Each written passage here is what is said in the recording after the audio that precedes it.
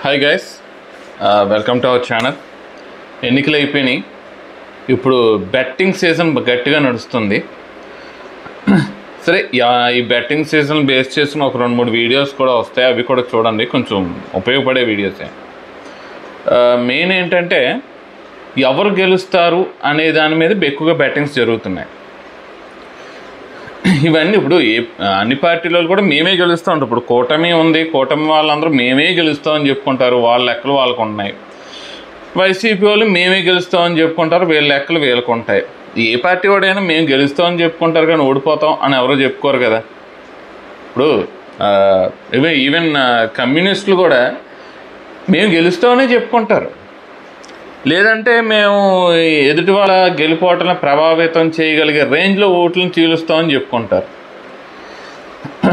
ఇది ఏ పార్టీ వాడైనా అదే చెప్పుకుంటాడు. సరే, మన లెక్కలు ఏంటి అనేది ఒకసారి చూద్దాం. నాకు ఎన్నికలు అయిపోయిన 13వ తారీఖు రాత్రి 10:30కి అమలాపురం నుంచి ఒకరు ఫోన్ చేశారు. మీ వైపు ఎలాగున్నాయండి ఎన్నికలు, ఎలా జరిగాయి, ఏమన్నా తెలుస్తుందా అంటే నేను ఒకటే చెప్పా, ఏం తెలియడం లేదండి, జనాలు బాగా ముదిరిపోయారు అని చెప్తే, అబ్బాయి ఇక్కడ మాత్రం కూటమి ఖచ్చితంగా గెలిచేస్తుందండి అని చెప్పారు. 16-17 కానీ రాయలసీమ నుంచి ఒక కాల్ వచ్చింది నాకు. ఫ్రెండ్సే, అదే ఫ్రెండ్ అంటే పరిచయం, నాకన్నా వయసులో పెద్ద ఆయన ఫోన్ చేశారు. ఇక్కడ గన్ షాటింగ్ చూసుకోక్కర్లేదు, 1-sided కూటమి కొట్టేస్తుంది అని చెప్పారు. మీ వైపు ఎలాగుందంటే ఇక్కడ ఏం తెలియడం లేదండి, ఎవరు గెలుస్తారు అనేది ఏమీ క్లియర్ కట్గా చెప్పలేకపోతున్నామని చెప్పాను. ఒక 2-3 రోజులు పోయిన తర్వాత ఈ అమలాపురం అయినా రాయలసీమ అయినా ఇద్దరు ఫోన్లు చేశారు. ఏమైందండి మీ పరిస్థితి, ఏమన్నా తెలిసిందా అన్నారు. సేమ్ అలాగే ఉందండి, ఏమీ తెలియలేదని చెప్పారు. వెంటనే అమలాపురం ఆయన, ఏమండి ఇక్కడ కూడా అలాగే ఉంది, ఏం చెప్పలేకపోతున్నామండి. ఈ రాయలసీమ ఆయన కూడా 50-50 ఛాన్సెస్గా ఉందండి, ఇక్కడ ఏదో 1-sidedగా వచ్చేద్దాం అంటున్నాం. ఇప్పుడు చూస్తుంటే అంత 50-50 ఛాన్సెస్గా ఉంది. ఇంకా మీ వైపు అంటే ఆయన తెలుగుదేశం అభిమాని, బీజేపీ అభిమాని అలాగ ఉంటారు కదా, నేను కూటమి అభిమాని కాబట్టి ఇక్కడ మళ్ళీ ఏదో 1-side అయిపోద్ది అనుకున్నాం రాయలసీమ, ఇదేం 50-50 ఛాన్సెస్గా ఉన్నాయి, ఇక మీ వైపే ఆధారపడి ఉంది మొత్తం అంతానని చెప్పారు.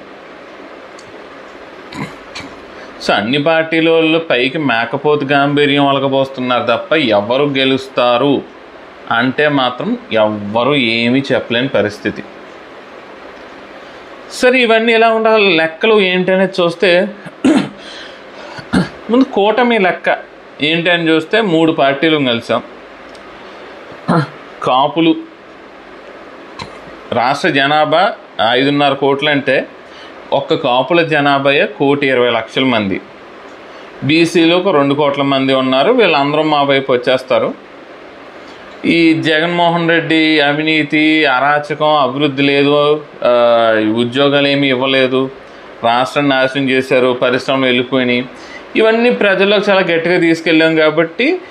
అలాగే పవన్ కళ్యాణ్ ఒక అసెట్. యాక్చువల్ తెలుగుదేశం పార్టీ లేదు, చచ్చిపోయిన పార్టీని పవన్ కళ్యాణ్ గారే బ్రతికించారు. సో ఆ బలము ఉంది. ఇలా బీజేపీ వైపున కూడా ఇప్పుడు రామ మందిరం అనేది చాలా సైలెంట్ ఓటింగ్కి కారణమైంది. ఎందుకంటే రామ మందిరం కట్టడం అనేది హిందువుల్లో ఒక సెంటిమెంట్ మాత్రం చాలా బలంగా తీసుకెళ్ళింది. సో అటు బీజేపీ ఓట్లు ఇవన్నీ కలిస్తే ఎట్టి పరిస్థితుల్లో గెలిచే అవకాశం మాకే ఉందనేది కూటమి నాయకుల లెక్కలు. ఆ కూటమి కార్యకర్తలు కానివ్వండి, నాయకులు కానివ్వండి, వాళ్ళ లెక్కలు. జనసేన లెక్క ఏంటంటే, వైసీపీ లెక్క ఏంటంటే, సరే మొత్తం పోలేని ఓట్లలో ముస్లింలు, క్రిస్టియన్లు, రెడ్లు ఇవి 3 కూడా సాలిడ్గా వైసీపీగా పడతాయి. ఈ 3 ఓట్లు అంటే ముస్లింలు, క్రిస్టియన్స్, రెడ్లు, వీళ్ళు 3 ఓట్లు కలిపితే 20% ఉంటాయి. అంటే క్రిస్టియన్స్ అంటే చాలామంది ఓన్లీ ఎస్సీలు అనుకుంటారు, అలా కాదు బాబు. కాపుల్లో ఉన్న క్రిస్టియన్స్, కమ్మల్లో ఉన్న క్రిస్టియన్స్, బీసీల్లో ఉన్న క్రిస్టియన్స్, రాజుల్లో ఉన్న క్రిస్టియన్స్, బ్రాహ్మణుల్లో ఉన్న క్రిస్టియన్స్ వీళ్ళందరూ ఏంటంటే కులాన్ని పక్కన పెట్టి మతాన్ని చూసుకుంటున్నారు. సో కులాలకు అతీతంగా క్రిస్టియన్స్ అందరూ ఓట్లు కూడా వైసీపీగా పడతాయి. ఎందుకంటే జగన్మోహన్ రెడ్డి మన మతపు వాడు అనే ఒక సెంటిమెంట్ వాళ్ళు. సో వీళ్ళు ముగ్గురు ఎవరు, క్రిస్టియన్స్, ముస్లింలు, రెడ్లు, వీళ్ళు 3 ఓట్లు కలిపితే కనీసం 20% ఉంటాయి. సో మొత్తం పోలేని ఓట్లలో 20% ఆల్రెడీ జగన్మోహన్ రెడ్డి జేబులో ఉన్నాయి. ఇక మిగిలినవి 80% ఓట్లు. ఈ 80% ఓట్లలోంచి కూటమి గెలవాలంటే ఖచ్చితంగా 65%, కనీసం 65-70% ఓట్లని గంపగొత్తగా కూటమి పట్టుకుపోవాలి. ఇది సాధ్యమవుతుందా? డౌటే. సో ఇప్పుడు ఈ ఓట్లు చీలిపోయినాయి అనుకుందాం. అంటే మిగిలిన 40లో అదే 80% ఓట్లో 40% ఓట్లు వైసీపీకి, 40% ఓట్లు కూటమికి పడినాయి అనుకుంటే ఆల్రెడీ 20% ఓట్లు ఉన్నాయిగా. సో ఆ మొత్తం మీద ఓవరాల్గా 60% ఓట్లు వైసీపీకి వస్తాయి. కాబట్టి వైసీపీ గెలిచే అవకాశం ఉంది. అంటే ఇది వైసీపీ వాళ్ళ లెక్క.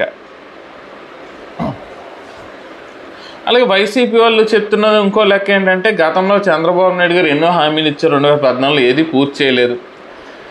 మేము ఇచ్చిన హామీలు అంటే పార్టీ పరంగా వదిలేస్తే జనరల్గా మనం మాట్లాడుకుంటున్నప్పుడు చెప్పిన సందర్భం ఏంటంటే, సరే మేము ఇచ్చిన హామీలు 100% అమలు చేయకపోవచ్చు, అంటే అవ్వాతాత ఇద్దరికి ఇవ్వకపోవడం, అంటే పెన్షన్ ఇస్తామని చెప్పి ఇవ్వకపోవడం, ఇలాంటివన్నీ. సో ఇలాంటివి కొన్ని ఇబ్బందులు ఉన్నాయి. కానీ ఓవరాల్గా కంపారిటివ్ చంద్రబాబు నాయుడు తోటి కంపేర్ చేసుకుంటే, చంద్రబాబు నాయుడు ఇస్తానన్న వాటిల్లో ఏవి సరిగ్గా ఇవ్వలేదు, మేము చాలా ఎక్కువ చేసాం. అంటే ప్రజలు చంద్రబాబు నాయుడిని నమ్మడం లేదు, అది మాకు కలిసి వస్తుంది అని చెప్తున్నారు. ఇంకో విషయం ఏంటంటే, యాక్చువల్గా ఈ ఆటో ట్యాక్సీ డ్రైవర్లు జగన్మోహన్ రెడ్డికి వ్యతిరేకమే. అంటే డబ్బులు ఇచ్చినా దానికి రెట్టింపు ఖర్చు అవుతుంది. అప్పుడు కొద్దిగా వ్యతిరేకత ఉంది. అవన్నీ తెలుగుదేశం అదే ఎన్డీఏ కూటమి పడతాయని భావించిన ఇప్పుడు చంద్రబాబు నాయుడు, అంటే నేను పర్సనల్గా కొంతమంది ఆటో వాళ్ళతో మాట్లాడినప్పుడు వాళ్ళు చెప్పిన మాట ఏంటంటే ఇదే, మేము కొంచెం వ్యతిరేకత అయితే ఉందండి. ఎందుకంటే మాకు 10,000 ఇస్తున్నాడు, కానీ ఈ ఆటోకి సంబంధించిన రికార్డ్ అంతా మెయింటైన్ చేయాలంటే 14,000 నుంచి 18,000 అవుతుంది. మాకు ఎటు తిరిగి 8,000 బొక్క. కొంచెం మాకు ఈ ఫైన్లు అవి కూడా పెరిగాయి, కరెంట్ రేట్లు కూడా పెరిగాయి. ఇది ఎలాగంటే 5 స్లాబ్లు ఉండేవి, ఇప్పుడు 2 స్లాబులు తగ్గించి 3 స్లాబులు చేయడంతో రేట్లు పెరిగాయి. సో వీటి వల్ల కొంచెం వ్యతిరేకత ఉంది. మేము కూటమికే వేద్దామని అనుకున్నాము, కానీ చంద్రబాబు నాయుడు గారు ఇప్పుడు మహిళలకి బస్సుల్లో ఉచిత ప్రయాణం అంటున్నారు. దీనివల్ల మా జీవనోపాధి దెబ్బతింటుంది. ట్యాక్సీ డ్రైవర్లు, ఆటో డ్రైవర్లు కూడా మా జీవనోపాధి దెబ్బతింటుంది. కాబట్టి ఇష్టం లేకపోయినా కూడా జగన్కే వేస్తాము అని చెప్పారు. ఇది నాతో చెప్పిన మాట. ఇవన్నీ వైసీపీ లెక్కలు. అంటే ఏ పార్టీ లెక్కలు వాళ్ళకు ఉన్నాయి, కానీ ఎవ్వరికి కూడా ఎవరు గెలుస్తారు అంటే ఖచ్చితంగా మేమే గెలుస్తామని ఎవరు కూడా కాన్ఫిడెంట్గా చెప్పలేని పరిస్థితి.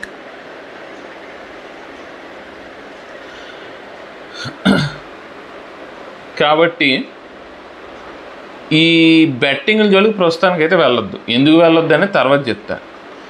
ముందు ఇదైతే గుర్తుపెట్టుకోండి, ఇక్కడ ఎవరు గెలుస్తారనేది అంత మైండ్ గేమ్ నడుస్తుంది అబ్బా.